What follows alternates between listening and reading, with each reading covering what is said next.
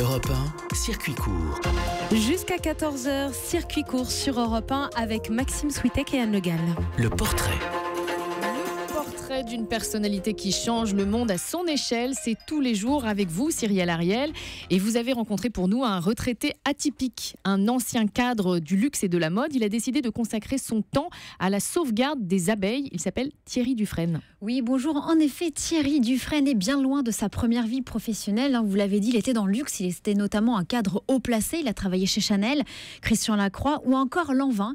Et aujourd'hui, l'essentiel de son temps, il le passe à coordonner une vingtaine de spécialistes des abeilles qui sont venus du quatre coins du monde.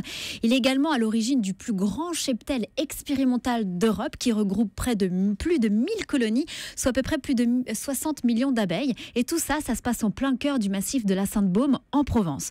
Son désir de vaincre ce fléau du déclin des abeilles, c'est lorsqu'il a pris conscience que près de 30% de notre production agricole mondiale, donc de notre alimentation, dépend principalement de cet insecte pollinisateur, les abeilles. Et c'est pour ça qu'il a eu l'idée de créer cette association, l'OFA, l'Observatoire français de l'apidologie. L'apidologie, c'est l'étude du comportement des abeilles, dont l'objectif est de former d'ici 2025 près de 30 000 apiculteurs en Europe, mais également d'installer 10 millions de ruches, mais également en plus, c'est de planter des fleurs nectarifères, car c'est la principale source d'alimentation de nos abeilles.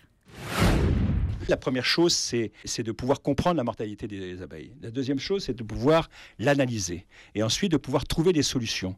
Et trouver des solutions, c'est de pouvoir agir sur la sélection animale pour pouvoir essayer de préserver les abeilles d'un certain nombre de pathologies, et en particulier du varroa, qui est un acarien qui est responsable en grande partie de la mortalité des abeilles.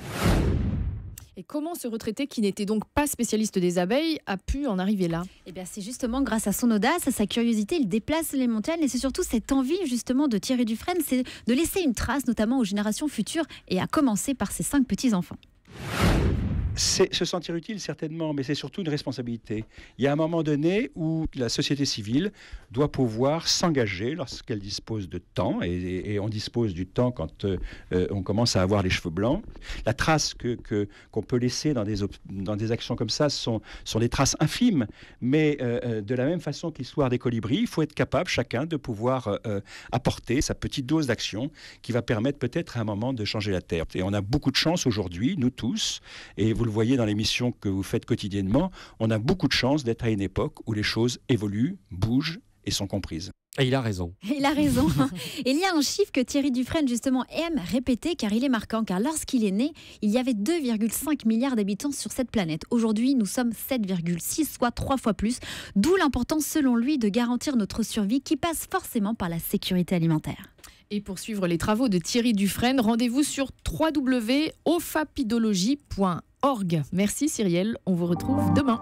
Europe